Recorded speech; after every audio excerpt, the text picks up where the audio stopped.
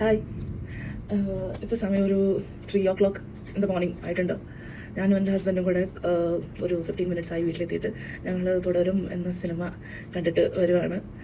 ഞാനിങ്ങനെ ഒരു video review ചെയ്യുന്ന ഒരാളോ അല്ലെങ്കിൽ ഒരുപാട് ഫോളോവേഴ്സ് ഉള്ള ഒരാളോ അങ്ങനെയൊന്നും അല്ല.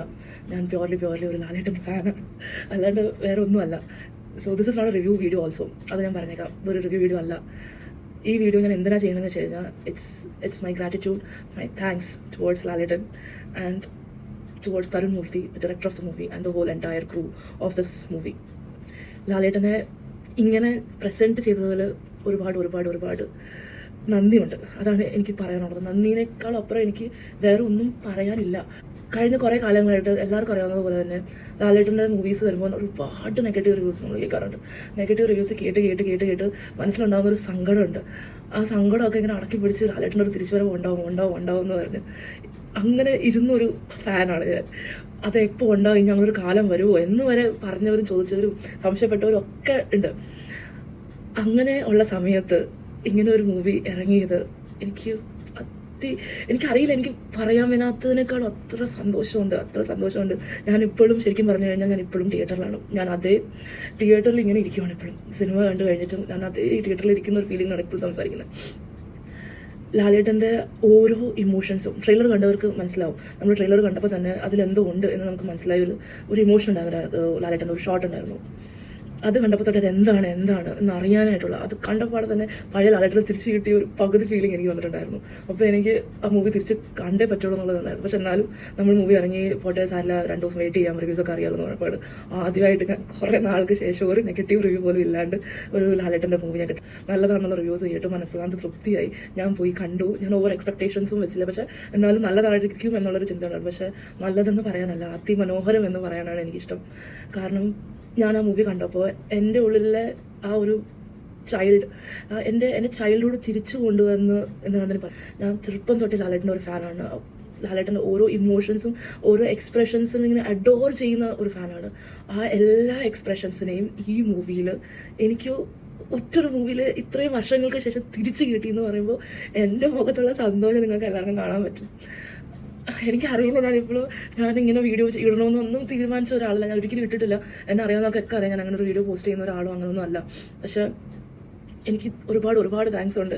ഞാൻ മൂവി കഴിഞ്ഞിട്ടും ഭയങ്കര കരച്ചിലായിരുന്നു. എനിക്ക് മൂവിയുടെ സ്റ്റോറിയുടെ കരച്ചിലല്ല, അതുണ്ടായിരുന്നു കേട്ടോ, അതില്ലായിരുന്നു ഞാൻ പറയത്തില്ല. മൂവിയുടെ സ്റ്റോറിയുടെ കരച്ചിലുണ്ടായിരുന്നു തിയേറ്ററിനകത്ത്.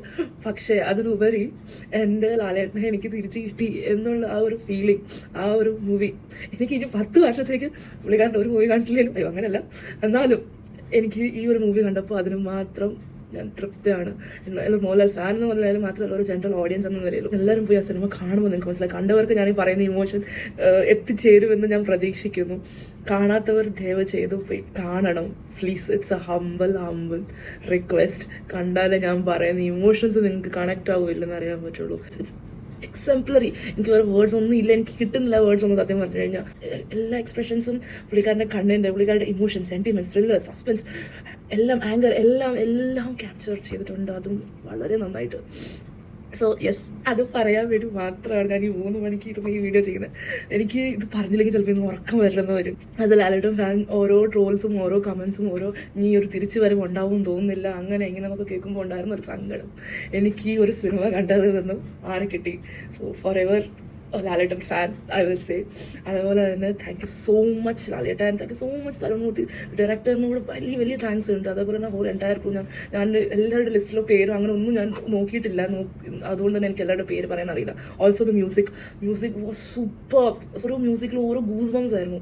അതുകൊണ്ട് ഇറ്റ് വാസ് സോ നൈസ്. എനിക്ക് വളരെ വലിയ വീഡിയോ ഉണ്ടാക്കണം താല്പര്യമൊന്നുമില്ല, ബട്ട് ഐ തിങ്ക് ഓവർലി ഒരു 6 minutes മുകളിലായപ്പോൾ തന്നെ.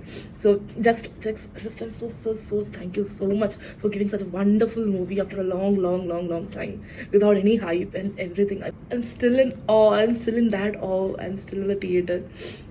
Thank you so much. എനിക്ക് വേറെ ഒന്നും പറയാനില്ല. എനിക്കറിയില്ല, ആദ്യമായിട്ട് ഇങ്ങനെ ഒരു വീഡിയോ ചെയ്തുകൊണ്ട് എനിക്ക് അറിയത്തില്ല if it is what I'm saying is right or wrong, but yeah, this is my true emotions and that I thought to share it with you all. This is directly towards Lalatan and the director Tarun Murthy.